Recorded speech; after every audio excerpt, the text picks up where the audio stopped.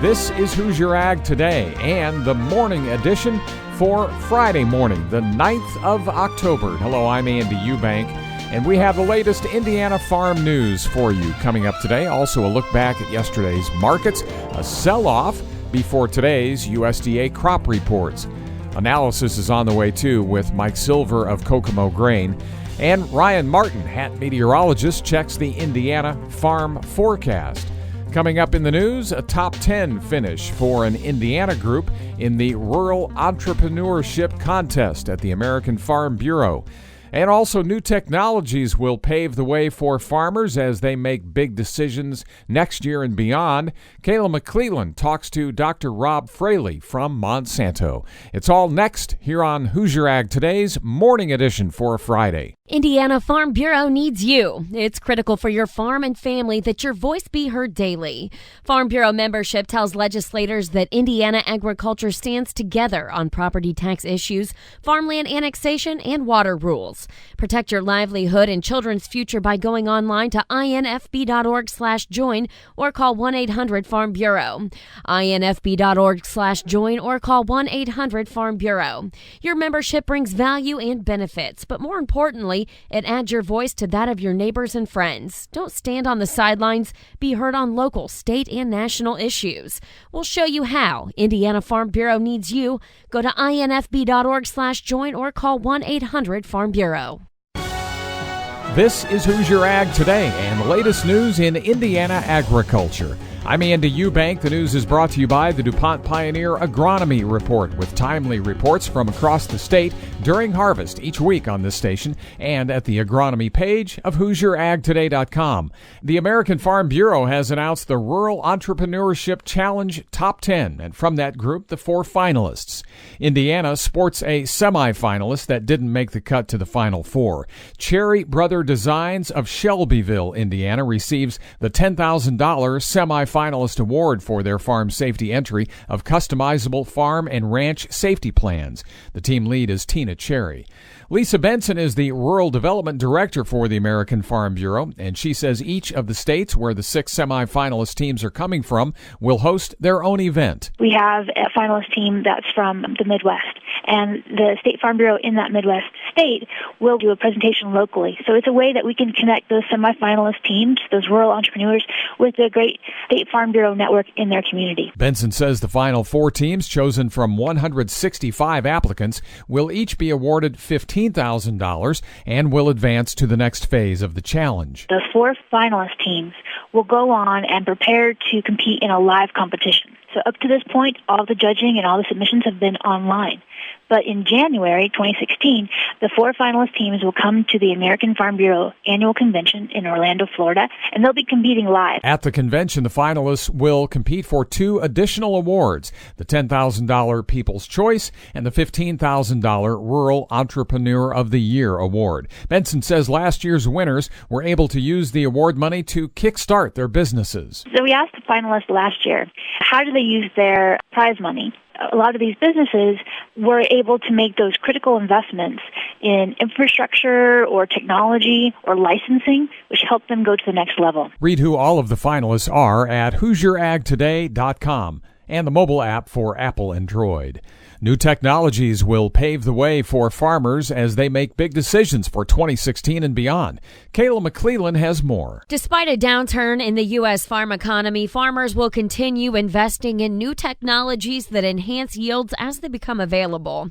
Dr. Rob Fraley, Vice President and Chief Technology Officer at Monsanto, says biotechnology and traits are important. However, they're focusing largely on their breeding program. We're going to have a whole new list of hybrids that have higher yield potential, that have better stacks of breeding and biotech traits, and so that breeding story is, I think, really the secret story of the company, because that's such a powerful part of being able to bring new yield benefits to farmers. Microbe testing already has the attention of some farmers. Fraley says they've launched a partnership with Novozymes called BioAg Alliance. So I figure this year we've tested more new microbes in the field than maybe has ever been tested in the history of agriculture. So the idea is that these microbes are growing with the seed as it matures in the field. They're coating the roots and the stems. They're providing nutrients to the plant. They're protecting the plant, and they're boosting yield. Fraley adds that farmers continue to have a high interest in big data, and he feels Monsanto is working toward becoming a data science company. He says with that, farmers are so close to so many solutions. A huge amount of interest in farming better, farming smarter, farming more sustainably, and that's terrific. And at the same time, using these tools to make better decisions and drive more profitability. Hear more with Dr. Rob Fraley of Monsanto on our website, HoosierAgToday.com. I'm Kayla McClelland. And I'm Andy Eubank, Hoosier Ag Today, Indiana's Farm Network. I'm Chief Meteorologist Ryan Martin with a look at Hoosier Ag Today's Indiana Farm Forecast from the Wells Fargo Forecast Center. Taking a look at action across the Hoosier State here today.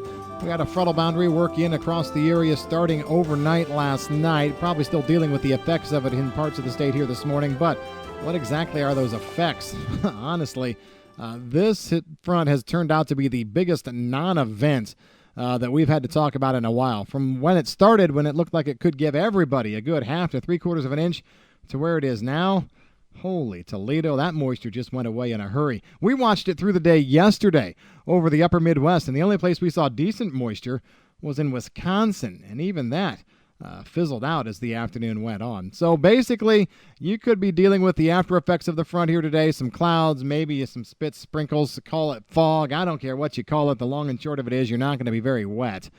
And then as we go through the weekend, we're going to see temperatures start to work back up, and I actually don't see much precipitation at all. Little bit of a fly trying to get into the ointment here. That comes Monday night into Tuesday. What we've got in that time frame is a very strong low moving across Ontario, Hudson Bay, into Quebec. There's a front that comes out of it. To me, this looks mostly like a Canadian situation. But the European model especially just really wants to build some moisture south. Yesterday I had it Wisconsin, Michigan area, trying to sneak it into northern Indiana. Now this time around, it's bringing moisture all the way down over probably 2/3 of the state. Now, it's not a lot, 1/10 or 2 here and there, but it's still moisture. I think the solution is overdone myself. We'll see how the day unfolds here. We may have to tweak it. Listen to our midday update if you're concerned about that. But the time frame, late Monday afternoon, Monday evening into early Tuesday. If we miss that the way I feel we should and what I think is going to happen, we should be dry all the way through Thursday of next week with our next front gathering shape as we go into the 17th and 18th. However, what's real interesting, as the models have ramped up potential for action Monday night into Tuesday, they also have pulled back on that front for the 17th, 18th. Honestly, it really seems like this fall the models have no clue. And so anybody that's just purely forecasting based on the models, you're going to hear them flip-flopping quite a bit. I'm not jumping away from this front just yet. I think there's a front there.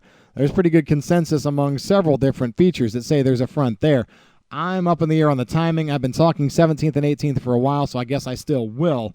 But let's see how this evolves as we go through the weekend. You know what? Maybe one of those deals where if this front short-term turns into a slightly bigger front, digs farther south, to me, all that would do is actually help the boundary develop late in the week and weekend. So we'll just see. I think there's some consternation in the models and amongst physics packages right now.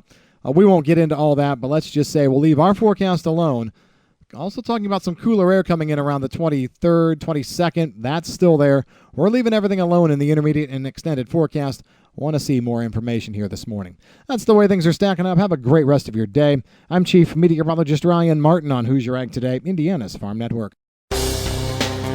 This is Hoosier Ag Today and the Thursday Farm Market Review. I'm Andy Eubank. The review is brought to you by Seed Consultants, simply the best value in the seed industry. 800-708-2676, seedconsultants.com.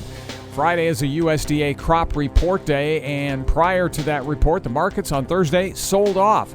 Also, it was an export sales report day. And mid-session Thursday, Mike Silver of Kokomo Grain went over that report. We did have a good export sales number in soybeans this week, 1.284 million metric tons. The high end of expectations was 1.2, so that was above average, above the expectation. That was a good number. The corn number at 519.7 was below expectations. The wheat number at 288.2 was right in the middle of the range. The soy meal number came in at 275.5. That was at the upper end of the range for the 15-16 year, and that's the one that we obviously are focusing on. The soy oil number came in at 8.5. That was at the lower end of expectations, but we did in the daily reporting system have a 20,000 metric ton soybean oil sale announced today. Soybean meal on the board is weaker today, $2.30 lower. The soy oil is down 19 points at 28.23 cents a pound. Corn futures are down 4 cents right now. November soybean futures down 9 3/4 cents. And we'll talk about the expectations on the USDA WASDE report in just a minute. I want to talk about the ethanol numbers that came out yesterday. Average daily production was up 7,000 barrels a day at 950,000 barrels a day on average for last week. The stocks number 2 was up 30,000 barrels higher. The ending stocks for ethanol right now, 18.812 million barrels. The big report tomorrow, the October WASDE report, that's the report that includes the U.S. balance sheets and the global balance sheets. The expectations, average estimates by the trade going into the report, we'll start with the yields. The September yield on corn from USDA was 167.5. The average estimate going into tomorrow's report is 167.1. Not much change, but down 0.4 of a bushel an acre. The soybean yield number last month, 47.1. The trade is estimating 47.2 on average. That's up 0.1 of a bushel. Let's talk about harvested acres. The September report had corn harvested acres at 81.101 million acres. The average estimate going into the report tomorrow is 80.826 million acres. That's down 275,000 acres. The soybean number of acres in September, 83.549. The average trade estimate going into the report tomorrow is 82.914. That's down 635,000 acres. Now, put the two together, and obviously that's what we're concerned about. That's the production number. Mike Silver at Kokomo Grain, and his toll-free office number is 800-666-0613. Here's how the markets settled on Thursday. The corn market down 4.5 cents for December and March. December corn $3.91 1/4, March $4.01 3/4, and May corn $4.07 3/4, down 4 3/4. November soybeans down 9 3/4, $8.81 1/4. January moves to $8.86 1/4, off almost 9 cents. And the wheat market a nickel and a quarter down for December at $5.11 1/2.